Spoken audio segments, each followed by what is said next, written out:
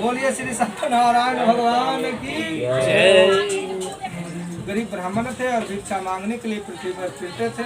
काशीपुरी नगरी में, बनारस देखा है छोटू? बनारस उससे पूछो, बनारस में जाके देखो ना, आरती होते रहता है दिन। हाँ, शाम का टाइम आरती रहता है। तो बनारस में एक अति निर्धन ब्राह्मण, उनका ब्राह्मण का नाम था सतानंद, वह भिक्षा मांगने के लिए फिरते थे। और ये सब लोग को ज्ञात होना चाहिए कि ब्राह्मण भगवान का थोड़ा प्रिय होता है, क्योंकि ब्राह्मण भगवान का सेवा अगर गलत भाव से भी करेगा तो कुछ न कुछ अच्छा करेगा। तो ब्राह्मण भगवान का प्रिय था, इसीलिए एक दिन भगवान सत्यनारायण के मन में आया कि चले आज इस भक्त का उद्धार करना है। बूढ़े ब्राह्मण का रूप धारण करके सतानंद ब्राह्मण से जाकर के पूछते हैं कि हे ब्राह्मण, तो नित्य प्रत्येक दिन पृथ्वी पर फिरते रहता है, इसका मुझे कारण बता, आप क्यों घूमते? तो सतानंद ब्राह्मण कहते हैं कि ब्राह्मणों अति दरिद्रो हम भिक्षा मार्तम वे भ्रमम महिम उपाय यदि जान्यासी कृपा कथम मैं प्रभु। हे भगवान, मैं बहुत निर्धन ब्राह्मण हूँ, भिक्षा मांगने के लिए पृथ्वी पर फिरता हूँ, यदि इस दरिद्री से छुटकारे का कोई उपाय है तो कृपा करके हमसे बताइए, मैं उस चीज को करूँगा। तब वृद्ध रूपी सत्यनारायण भगवान कहते हैं कि हे विप्र, हे ब्राह्मण, तू सत्यनारायण का पूजन कर, जिसके करने से तुम्हें धन धान पुत्र आदि की प्राप्ति होगी। ब्राह्मण से सुनकर के ब्राह्मण यह व्रत को बतला करके भगवान अंतर्ध्यान हो गए। तो ब्राह्मण ने संकल्प किया कि वृद्ध ब्राह्मण ने जो मुझको व्रत बतलाया है मैं उसको कल अवश्य करूँगा। इसलिए ब्राह्मण को रात में नींद भी नहीं आई, करवट बदलते रहे। सवेरे हुआ, स्नान ध्यान पूजा करके और भिक्षा मांगने के लिए चल दिए। भगवान की कृपा से उनको उस दिन भिक्षा में बहुत धन मिला, जिससे आनंद हो करके अपने बंधु बांधवों सबको बुद्धि को बुला करके और संध्या का समय ब्राह्मण सत्यनारायण भगवान का व्रत और पूजन किया। उस व्रत के प्रभाव से वह बूढ़ा ब्राह्मण धन और पुत्र से संयुक्त हो गया और पूरे नगर भर में सबसे बड़ा श्रेष्ठ माने जाने लगा। क्योंकि पहले जमाना में बनारस में दो ही आदमी सबसे राजा थे, राजा डोम है और एक ब्राह्मण है। वही ब्राह्मण के यहाँ महारानी सैव्या बिकी थी, राजा हरिश्चंद्र की पत्नी, और वही डोम के यहाँ महाराज हरिश्चंद्र बिके थे। आज भी वही डोम का वंशज काशी में है, कि सारा बनारस उसी का अंडर में। बोलिए सत्यनारायण भगवान की जय, वृंदावन बिहारी लाल की जय। वह धन पुत्र से सबसे श्रेष्ठ माने जाने लगे, बहुत धनवान हो गए, पुत्र भी उनके यहाँ प्राप्त हो गया। तो वह ब्राह्मण हर एक महीना पूर्णमासी और संक्रांति का सत्यनारायण का व्रत करने लगे। एक रोज दैव संजोग से कोई लकड़हारा लकड़ी का गट्ठर, जंगल से लकड़ी का गट्ठर काट के बेचने के लिए जा रहे थे। दैव संजोग से ब्राह्मण के मकान के पास से गुजर रहे थे, उसी समय उनको प्यास लग गया। तो लकड़हारा ने लकड़ी के गट्ठर ब्राह्मण के दरवाजे पर रख करके ब्राह्मण के मकान में प्रवेश कर गया कि वहाँ जल मांग के पी लेंगे। जब वहाँ जल पीने के लिए गया तो क्या देखता है कि ब्राह्मण सत्यनारायण भगवान का व्रत और पूजन कर रहे हैं। यह देख करके लकड़हारा हाथ जोड़ करके प्रणाम किया और ब्राह्मण से पूछा कि हे ब्राह्मण, यह आप क्या कर रहे हैं और इसके करने से क्या फल मिलता है, कृपा करके मुझसे कहो। तो ब्राह्मण कहते हैं कि हे साधु, यह बहुत शक्तिवान भगवान सत्यनारायण का व्रत है। यह जो सारा वैभव देख रहा है मेरे यहाँ, इन्हीं सत्यनारायण की कृपा से यह सब मुझे प्राप्त हुआ। लकड़हारा ने कथा सुना, प्रसाद ग्रहण किया, जल पिया। उसके बाद मन में संकल्प किया कि आज गांव में लकड़ी बेचने से जो धन मुझे मिलेगा, उसी से मैं भगवान सत्यनारायण का व्रत करूँगा। लकड़ी का गट्ठर अपने सर पर रख करके जहाँ धनी लोग रहते थे ऐसे सुंदर नगर में गया। उस रोज उन लकड़ियों का दाम पहले दिनों से 4 गुना मिला। डेली मिलता था 100 रुपया, उस दिन मिल गया 400 रुपया। तो क्या होगा, 400 रुपया मिलेगा तो भाई खुशी हुआ। फिर लकड़हारा मार्केट से, बाजार से भगवान सत्यनारायण की पूजन की पूरी सामग्री, केले का फल, घी, दूध, दही, गेहूं का आटा इत्यादि जो सामान है लेकर के अपने घर गया और अपने भाई बंधु परिवार को बुला करके सत्यनारायण का पूजन विधि पूर्वक किया। उस व्रत के प्रभाव से लकड़हारा धनपुत्र से आदि से युक्त हुआ और संसार के समस्त सुख भोग कर मरने पर स्वर्गलोक को चला गया। बोलिए श्री सत्यनारायण भगवान की जय। हरियासिन दुलकाम को नाम निर्पति बलि नाम वरा जितेंद्र या सत्यवादी अयो देवालम पति पति। एक पंकज नाम के राजा थे, वह सत्यवक्ता और जितेंद्रिय थे। प्रत्येक दिन देव स्थान में जाते, मंदिर में जाते, भगवान का पूजन करते, ब्राह्मण को पैसा देते, दक्षिण धन देते, उनके कष्ट को दूर करते थे और जो मांगने वाला बैठा रहता था उसको भी कष्ट को राजा दूर करता था। एक समय दोनों राजा और रानी मिलके भद्रशिला नदी के तट पर, भद्रशिला पड़ता है आज के डेट में गुजरात में। अभी सब जो अगरबत्ती हुमात है ना सब उड़ा दे। बोलिए सत्यनारायण भगवान की जय। संसार के समक्ष भोग करना। एक उनकामुख नाम के राजा थे, वह प्रत्येक दिन देवस्थान में जाते और ब्राह्मण को धन देकर उनके कष्ट को दूर करते।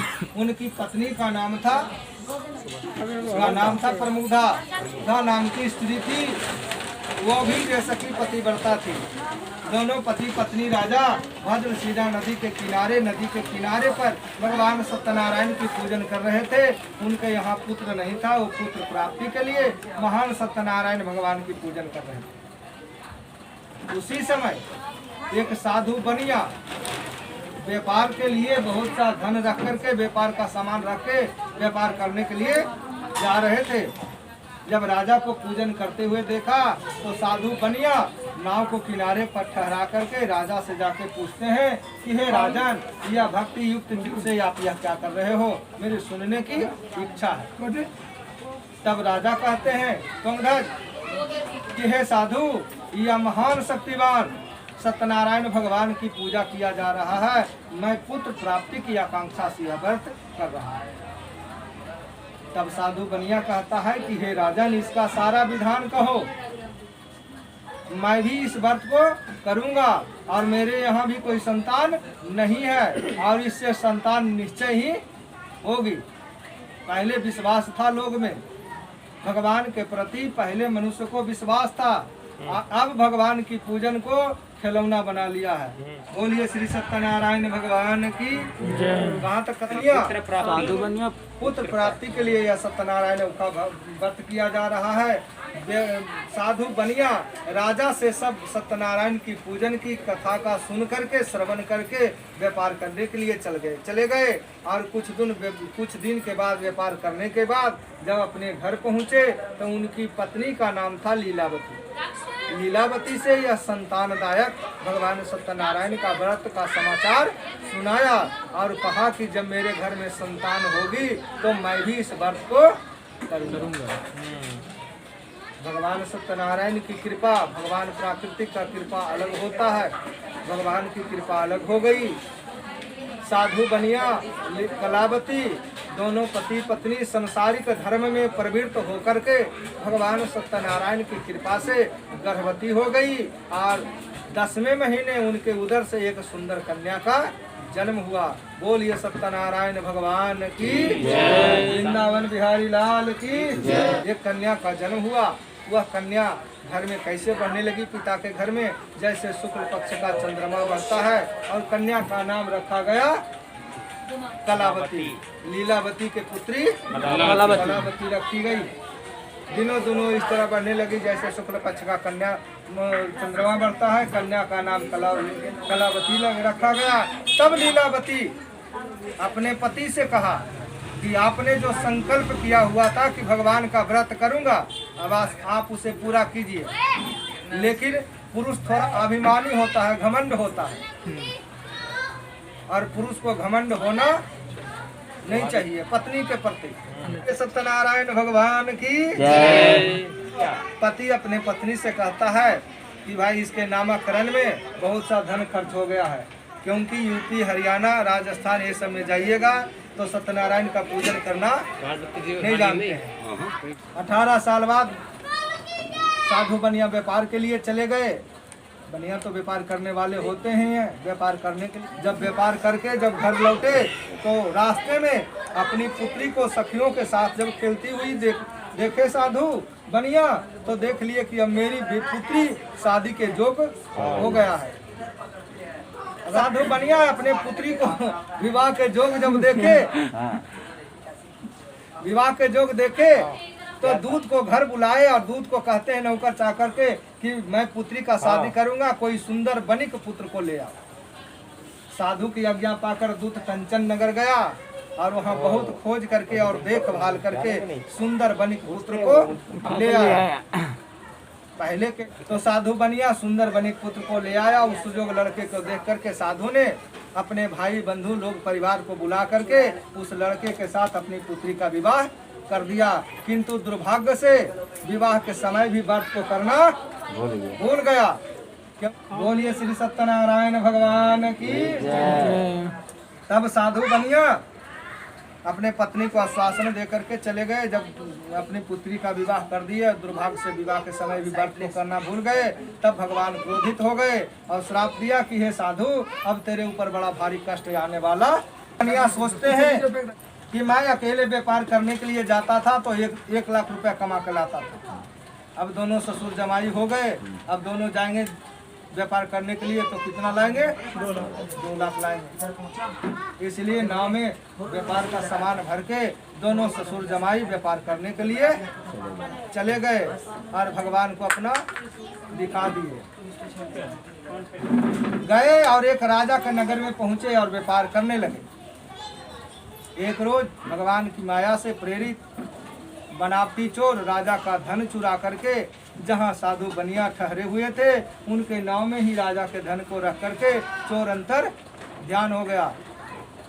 जब राजा के दूत चोर को पकड़ने के लिए दौड़ते हुए आए और साधु बनिया के नाव में धन को रखा देखा तो दोनों ससुर जमाई को पकड़ करके राजा के सामने पेश किया गया।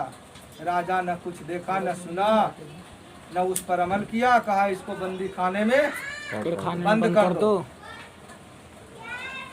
दोनों ससुर जमाई को बंदी खाने में बंद कर दिया और उनका धन नौकर चाकर सब सारे चीज राजा हरण कर लिया, ले लिया अपना राजकोष में।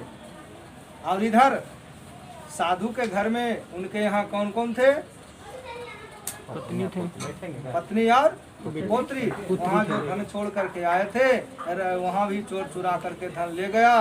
दोनों माँ बेटी शारीरिक और मानसिक पीड़ा से अति दुखित हो अन्न की चिंता में घर घर भीख मांग करके भोजन करने लगे। एक रोज कलावती एक ब्राह्मण के घर गई भिक्षा मांगने के लिए। वहाँ उसने सत्यनारायण का व्रत होते देखा। वहाँ कथा सुनी, प्रसाद ग्रहण करने के बाद रात्रि को घर आई। तब उसकी माँ कहती है कि हे कलावती, तेरे मन में क्या है? तू कहाँ थी इतनी रात? तो कलावती कहती है कि हे माता, मैंने भिक्षा मांगने के लिए ब्राह्मण के घर गया। मैंने वहाँ सत्यनारायण का भगवान का व्रत होते देखा। मैंने वहाँ कथा सुन के प्रसाद लाया। तो पूर्व का वृतांत जो उनके माता और पिता किए थे वह लीलावती को स्मरण हो आया। लीलावती कहती है कि हे पुत्री, तेरे पिता भी इस व्रत को संकल्प करके अभी तक नहीं किया। हो सकता है वही भगवान के ना कृपा से ऐसा दिन दुख हमको देखने के लिए मिला। इसीलिए मैं भी कल भगवान सत्यनारायण का व्रत और पूजन करूंगा। सवेरे हुआ, कल लीलावती और कलावती कुछ भिक्षा मांग करके भगवान की पूजन की सामग्री लेकर के घर आया और दोनों माँ बेटी स्वयं भगवान सत्य से भगवान जो पूर्ण पहले का व्रत था संकल्पित वह पूर्ण हो गया और हाथ जोड़ के दोनों माँ बेटी विनती की कि हे प्रभु, हे भगवान, मेरे पति दामाद मेरे परिवार से आप जो भी भूल हुई है आप उसको क्षमा करो, क्योंकि आप क्षमा करने योग्य हो। क्षमा सोभती उस भुजंग के जिसके पास गरल हो, है ना? पढ़ा है, रहीम कवि का दोहा है, 10वां में आता है पढ़ने का। तो भगवान प्रसन्न हो गए व्रत से और राजा चंद्रकेतु को सपने में दिखाई दिए और कहते हैं भगवान सत्यनारायण की हे राजन, दोनों बनिए को प्रातः छोड़ देना और उनका सब धन जो तुमने ग्रहण किया है दे देना, नहीं तो तेरा धन राजपुत्र आदि सब नष्ट कर देना। भगवान सपने में ऐसा कह करके भगवान अंतर ध्यान हो गए। राजा की जब स्वप्न से जागृत हुआ तो सवेरे उठ करके राजा अपने मंत्री जनों को बुलाया, स्वप्न का सारा वृतांत कहा और कहा, आदेश दिया कि दोनों ससुर जमाई जो बनिया है उसको कैद खाने से मुक्त करके यहाँ ले आओ। दोनों को लाया गया तो बहुत समय हो गया था, 20-25 वर्ष हो गया था। दाढ़ी इतना बड़ा बड़ा हो गया था, बाल इतना बड़ा बड़ा हो गया था। नाई को बुला करके क्षौर कर्म करवाए, स्नान करवाए, उनको नए नए वस्त्र आभूषण पहनाए और जितना धन राजा लिया था उससे डबल दुगना धन दे करके आदर के साथ विदा किया। जितने नौकर चाकर लिया था सबको रिटर्न किया और कहा कि हे महाराज, अब आपका कोई कसूर नहीं था, दैव संजोग से भगवान की ना कृपा से आपको ऐसा कठिन दुख प्राप्त हुआ है, आप अपने घर जा सकते हैं। फिर राजा से अनुमति लेकर के ससुर जमाई अपने नौकर चाकर नाव में सारा धन भर करके वे अपने घर के लिए चल दिए। बोलिए सत्यनारायण भगवान की जय। जब समुद्र के सहारे जा रहे थे तो फिर भगवान सत्यनारायण सोचते हैं कि देखे साधु बनिया का अभी मन का संशय मिटा है कि नहीं मिटा है, लेकिन बनिया कंजूस होता है, वो सदा कंजूस ही रहेगा। दंडी स्वामी के रूप धारण करके साधु बनिया से जाकर के पूछते हैं कि हे साधु, आप क्यों, आपके नाव में क्या है? तो साधु बनिया हंसता हुआ कहता है कि हे साधु, आप क्यों पूछते हो? क्या धन लेने की इच्छा है? मेरी नाव में तो बेल यार पत्ते भरे हैं, लत्ता पत्ता भरा है और कुछ भी नहीं है। भगवान सोचे कि ओ साधु जौरी जर जाता है लेकिन उसका ऐंठन बरकरार रहता है, जलता है ऐंठन, कहीं ये सुधरने वाला जीव नहीं है। इसीलिए उन्हीं का श्राप है, आज तक बनिया सुधरा नहीं है, न सुधरेगा भैया। तो साधु दंडी स्वामी कहते हैं कि ठीक बात है, आपका वचन सत्य होगा, असत्य नहीं होगा। और जा करके भगवान कुछ दूर जा करके एक बड़ के वृक्ष के नीचे बैठ गए, क्योंकि भगवान जानते हैं कि भक्त किसके शरण में जाता है, भगवान के शरण में जाता है। तो भगवान फिर नित्य क्रिया कर्म करने के बाद नाव को ऊंचा उठा देख करके अचंभा किया, क्योंकि नाव में जब भरा रहता है माल तो नाव नीचे बैठा रहता है, थोड़ा सा ऊपर रहता है, और जब वो खाली हो जाता है तो नाव पूरा जल के सतह पर आ जाता है। तो सतह पर आ गया, नाव तो खाली हो गया। तो नाव में बेल आदि देख करके साधु बनिया का हार्ट अटैक आ गया, उसी जगह फीट आ गया। फिर पानी उनी नाक बंद करके जब उसको होश आया तब उसका दामाद कहने लगा कि आप बार बार भगवान से चले जा रहे हैं, लेकिन भगवान को आपको समझ में अभी तक नहीं आया है। चलिए वही हमारे दुख को दूर करेंगे, भगवान के शरण में चलना चाहिए। दोनों ससुर जमाई फिर दंडी स्वामी के पास गए, उनके चरणों पर गिर करके बहुत रोने लगे और कहते हैं कि हे भगवान, आपकी माया से मोहित ब्रह्मा आदि देवता भी नहीं आपके रूप को नहीं जान सकता है, तो मैं अज्ञानी कैसे जान सकता? आप प्रसन्न होइए, मैं पहले के समान अपने शक्ति के अनुसार आपकी पूजन करूं। इससे भगवान संतुष्ट हो गए, उसको इच्छित वर दे करके उसके नाव को धन से परिपूर्ण करके भगवान सत्यनारायण अंतर ध्यान हो गए। साधु बनिया अपने दामाद नौकर के चौकर के साथ अपने घर के लिए रवाना हुआ। जब अपने नगर के निकट पहुंचा तब दूत को घर भेजा कि जाके सेठान को कह दो कि सेठ जी बहुत से इष्ट मित्र और धन के साथ नदी के किनारे आ गए हैं।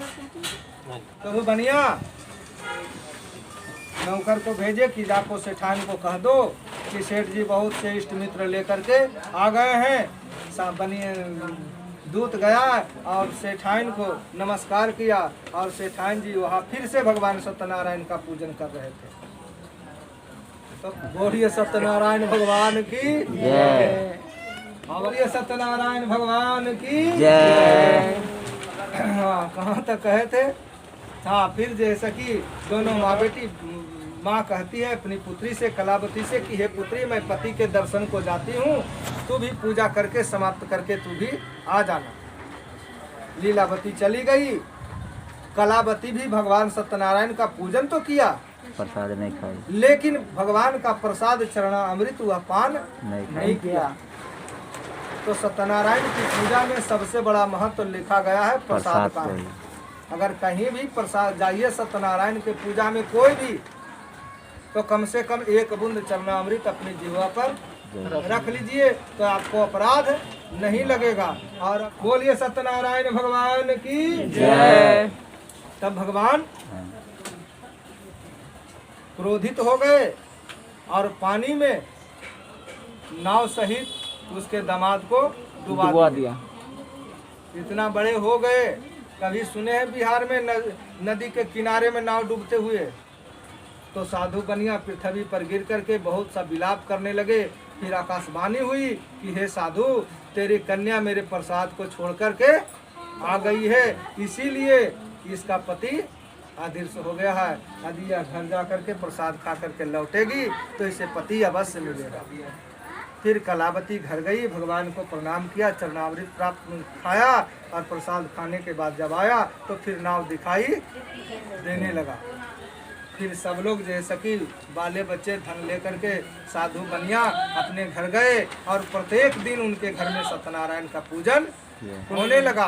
और जैसे जैसे संसार के समस्त सुख जब भोग लिए, जब वृद्धा होने लगे, जैसे जैसे मरने लगे, फिर भगवान सत्यनारायण के जाकर के उन्हीं के धाम में गए और उन्हीं का पार्षद हो गए।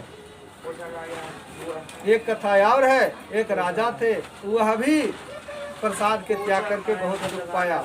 एक समय वन में गए और वन पशुओं को मार करके बड़ के वृक्ष के नीचे अपने थकान मिटाने लगे। उसी समय ग्वाले लोग उसी जगह बड़ के पेड़ के दूसरे साइड में ग्वाले लोग भगवान सत्यनारायण का पूजन कर रहे थे। राजा अभिमान से न भगवान को प्रणाम किया, और जब ग्वाले लोग पूजन समाप्त किए तो प्रसाद ठोंगा में लेकर के देने गए। वह प्रसाद को भी नहीं पाया और अपनी सुंदर नगरी को चला गया। तो उसके 100 पुत्र थे, सब मर गए, उसके राज भ्रष्ट सब हो गया। तब राजा ने सोचा कि यह सत्यनारायण की ना कृपा से मेरा ऐसा हुआ है। फिर वह जाकर के ग्वालों को बुला करके फिर सत्यनारायण का पूजन किया। और सत्यनारायण के पूजन करने के बाद जब प्रसाद खाया, चरणामृत पिया, अपने राज्य को गया तो सब उसके 100 पुत्र जीवित हो गए। जैसे पहले राज था उसी प्रकार उनको प्राप्त हुआ। इसीलिए कहीं भी किन्हीं की भी शादी विवाह हो, शुभ कार्य हो, तो उसमें पहले सत्यनारायण का पूजन किया जाना चाहिए। की कथा कहता हूँ, पहले जन्म सबसे पहले सत्यनारायण का पूजन कौन किए थे? सतानंद ब्राह्मण। दूसरे जन्म में वही हुए कृष्ण सुदामा जी, और वही भगवान से मित्रता करके परम पद को प्राप्त हुए। दूसरे कौन थे? लकड़हारा। दूसरे जन्म में वही भील गुहा राज हुए, जो भगवान श्री रामचंद्र जी की सेवा करके परम पद को प्राप्त हुए। तीसरे में राजा थे, जो भद्रशिला नदी के किनारे पुत्र प्राप्ति के लिए कर रहे थे। दूसरे जन्म में वही भगवान महाराज दशरथ हुए और माता कौशल्या हुए। और उन्हीं के यहाँ भगवान स्वयं भगवान को पुत्र के रूप में, राम के रूप में आना पड़ा। और चौथे में कौन थे? साधु बनिया। कलयुग में वही मोरध्वज हुए। मोरध्वज के कहानी जानते? अपने पुत्र को यारे से चीर करके मोक्ष को प्राप्त किया। बोलिए श्री सत्यनारायण भगवान की, वृंदावन बिहारी लाल की।